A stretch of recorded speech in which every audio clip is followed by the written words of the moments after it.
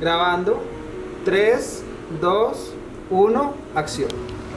Las personas transgénero femeninas y masculinas a lo largo de lo que ha sido el proceso del movimiento social LGBTI de la ciudad de Bogotá, pero también en el país, hemos venido en todo un proceso y un reto relacionado con la adaptación y la adaptabilidad.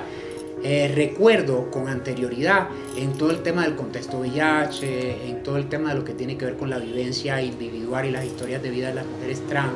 que siempre hemos tenido que adaptarnos a los entornos para poder subsistir, para poder sobrevivir, para poder llevar una vida lo mejor posible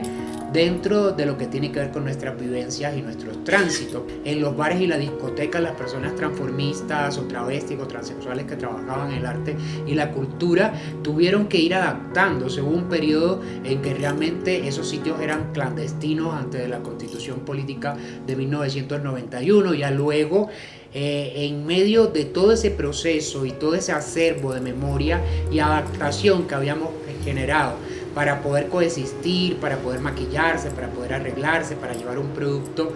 digno en esos escenarios clandestinos, ya después hubo que adaptarse a los nuevos retos que tuvo que ver con todo el tema de la comercialización, la apertura de bares y discotecas de manera legal, que también implicó el tener que buscar una manera diferente para negociar con los dueños. Todos esos procesos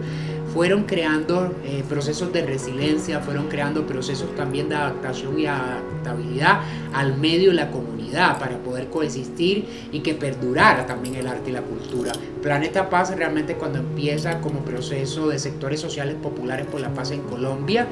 también implicó un reto muy alto. ¿Por qué? Porque había muchos sectores, estaban los indígenas, los afros, las mujeres,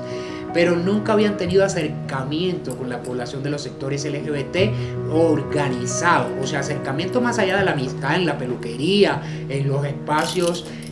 donde la gente vive, sí, pero en procesos organizativos o que tenían que ver con apuestas políticos sociales y en torno también a la paz y a otras apuestas que empezaron en el marco de ese proyecto, no existía. O sea, cuando nos invitaron a Planeta Paz, nosotros tuvimos que abrir espacios de transformar cosas, de transformar para y adaptarnos para cosas tan simbólicas, hechos de chistes que a veces teníamos que resistir de los sindicalistas o de las mismas ambientalistas o de otros relacionados con nuestras orientaciones sexuales o nuestras identidades de género, nos hacía ser recursivas para adaptarnos a ese medio, pero también para generar procesos de acercamiento y de incidencia y de encuentro con los otros en apuestas comunes para empezar a visibilizarnos. Fue todo un proceso que yo diría que inició en el 2000, pero prácticamente hasta el 2005. Fue un proceso en los territorios, en los departamentos, en las macroregionales de Planeta Paz, de hacer transformaciones diarias y de adaptarnos a los otros. A veces ni siquiera nos podíamos poner bravas o molestarnos si nos miraban rayados o sentíamos que nos estábamos mirando rayados por algún tipo de aspecto, porque teníamos que ser inteligentes para adaptarnos a ese medio y transformar cosas desde lo que tenía que ver con un lenguaje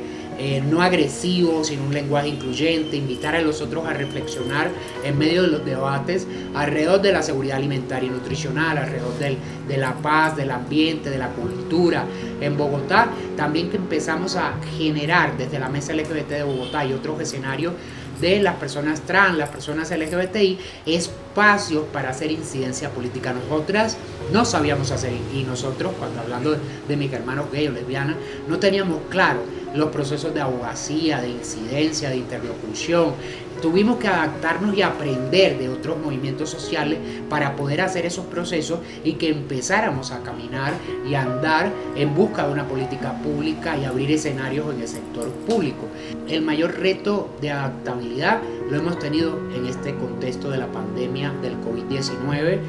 que para mí, más que una pandemia, tiene que ver con una sindemia. O sea, ¿por qué? Porque empiezan a coexistir diferentes aspectos, no solo relacionados con el contagio del COVID-19, sino otras problemáticas de la salud y otras problemáticas sociales.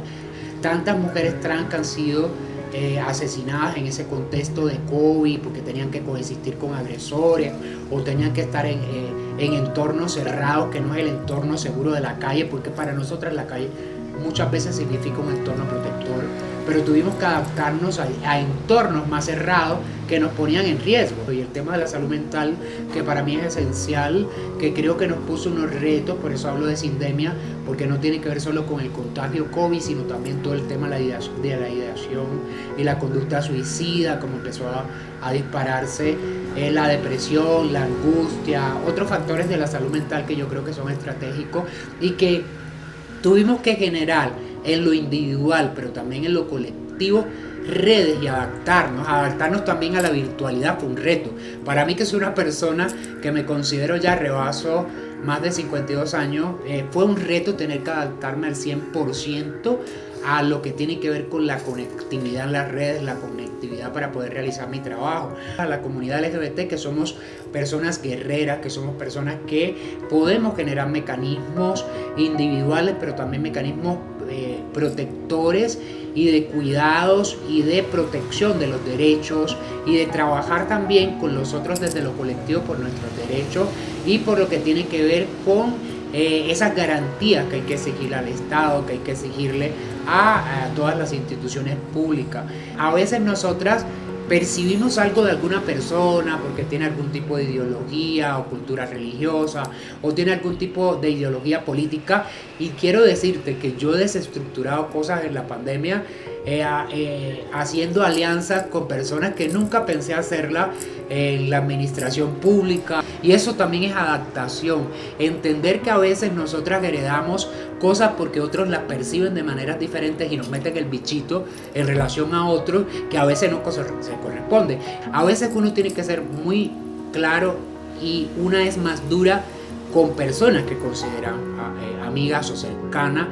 Ahora se vuelve un reto cuando esas personas no lo perciben así. Esas personas ven un riesgo, esas personas empiezan a ver fantasmas donde no lo hay, esas personas se empiezan a revictimizar y la mala es una. Entonces creo que hasta eso también nos tuvimos que adaptar nosotras en este contexto, desde procesos que perdimos confianza, pero esa pérdida de confianza en esos seres humanos que nos defraudaron también permitieron generar mecanismos de adaptabilidad y resistencia y otros procesos decolonizadores y otros tipos de emancipaciones para decir: acá estamos y vamos a seguir estando acá defendiendo los derechos de toda la comunidad LGBT, más allá de lo que puedan percibir de nosotras y si nos ven como enemigas o no. Eso también es adaptable.